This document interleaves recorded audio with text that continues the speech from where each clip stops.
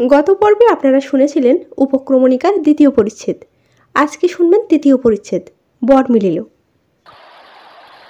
যেখানে প্রতাপ ডুবিয়াছিল তাহার অনতি দূরে একখানি পানসি বাহিয়া যাইতেছিল। নৌকারোহী একজন দেখিল প্রতাপ ডুবিল, সে লাফ দিয়া জলে পড়িল। নৌকারোহী চন্দ্রশেখর শর্মা।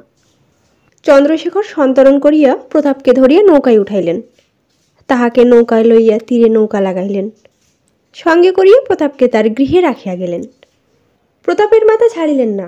চন্দ্রশেখরের পদপ্রান্তে পতিত হইয়া সেই দিন তাহাকে আতিথ্য স্বীকার করাইলেন। চন্দ্রশেখর ভিতরের কথা কিছু জানিলেন না। শৈবলিনী প্রতাপকে আর মুখ দেখাইল না, কিন্তু চন্দ্রশেখর তাহাকে দেখিলেন, দেখিয়া বিমুগ্ধ হইলেন। চন্দ্রশেখর তখন নিজে একটু বিপদগ্রস্ত। তিনি 32 বৎসর অতিক্রম করিয়াছিলেন। তিনি গৃহস্থ, অথচ সংসারী নহেন। এ পর্যায়ে দ্বার পরিগ্রহ করেন নাই।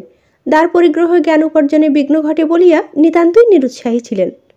কিন্তু সাম্প্রতি বাৎসরিককাল গত হইল, তাহার মাতৃবিয়োগ হইয়াছিল। তাহাতে দ্বার পরিগ্রহ না করাই জ্ঞান উপার্জনে বিঘ্ন বলিয়া বোধ হইতে লাগিল।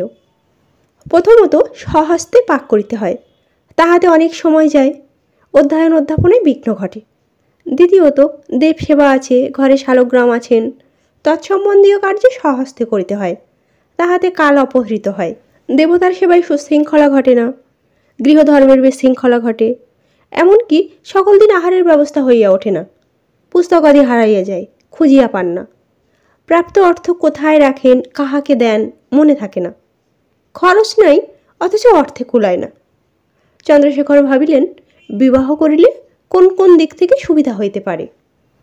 কিন্তু চন্দ্রশেখর স্থির করিলেন, যদি বিবাহ করি তবে সুন্দরী বিবাহ করা হইবে না। কেননা সুন্দরী দ্বারা মন মুগ্ধ হইবার সম্ভাবনা, সংসার বন্ধনে মুগ্ধ হওয়া হইবে না। মনের যখন এইরূপ অবস্থা, তখন শৈবলিনীর সঙ্গে চন্দ্রশেখরের সাক্ষাৎ হইল। শৈবলিনীকে দেখিয়া সংযমের ব্রত ভঙ্গ হইল। ভাবিয়া চিন্তিয়া কিছু ইতস্তত করিয়া অবশেষে চন্দ্রশেখর আপনি ঘটক হইয়া শৈবলিনীকে বিবাহ করিলেন। সৌন্দর্যের মোহে কে না মুগ্ধ হয়। এই বিবাহের 8 বৎসর পর আখ্যায়িকার আরম্ভ হইতেছে।